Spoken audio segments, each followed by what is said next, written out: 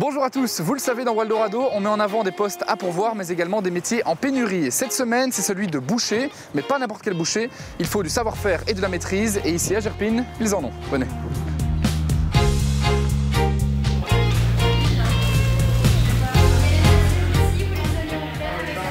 Noël, bonjour, vous êtes boucher vous-même et gérant de cette fabuleuse boucherie. Vous confirmez que c'est un métier qui est en pénurie ? Oui, tout à fait, c'est un métier en pénurie. Il y a de l'emploi pour beaucoup de personnes là-dedans, que ce soit au niveau de l'industrie, au niveau des grandes surfaces. Nous, ce qui nous concerne vraiment spécifiquement, c'est vraiment la recherche de bouchers qui sont complets de A à Z dans l'entièreté des fonctions qu'il y a dans le métier. Comment ça se fait en fait qu'il y a moins de bouchers ? Peut-être que c'est un métier qui pendant des années n'a pas intéressé beaucoup de monde ou a été peut-être moins bien valorisé. Maintenant, il y a de la place pour tous les gens qui veulent apprendre là-dedans, évidemment. Les bouchers qui arrivent sur le marché aujourd'hui ne sont pas assez formés, selon vous ?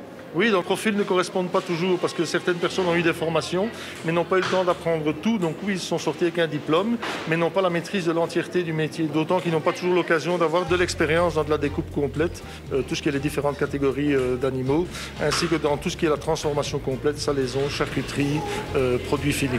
Qu'est-ce que vos apprentis ont l'occasion de faire ici au quotidien ?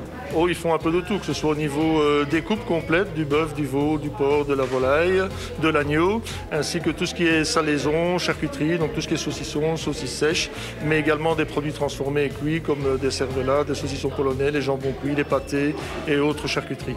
Un métier bien complet. Oui, tout à fait, bien complet. Mais pour les passionnés, vraiment, dans le cadre ici, c'est vraiment pour des passionnés qui veulent maîtriser tout de A à Z. Ouais.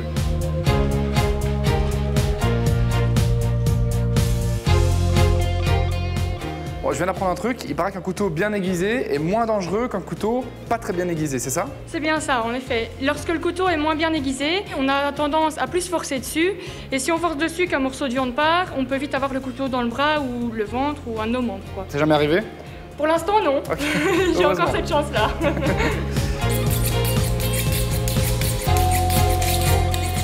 Changement de lieu, quand on parle de métier en pénurie, on parle forcément de formation. Et donc nous voici à l'IFAPME de Charleroi. Eddy, vous êtes formateur en charcuterie et boucherie ici à l'IFAPME de Charleroi. Est-ce que c'est un métier qui est accessible selon vous ?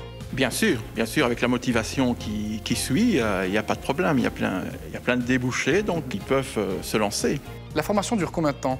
3 ans, donc 3 années d'apprentissage. Et s'il veut gravir les échelons, aller vers le chef d'entreprise, 2 ans en plus. Qu'est-ce que ces étudiants et étudiantes peuvent apprendre ici ? Donc la découpe.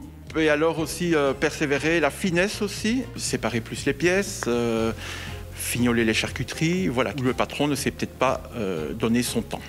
Et donc une personne qui rentre chez vous, on peut dire qu'en 3 ans, elle a un travail. Bien sûr, le travail est à la clé, il y a une demande de boucher, il n'y a pas de problème. Eh bien, merci beaucoup Eddy pour ces dernières petites explications. Nous on se donne rendez-vous sur waldorado.be pour y découvrir toutes les offres d'emploi ainsi que les métiers en pénurie.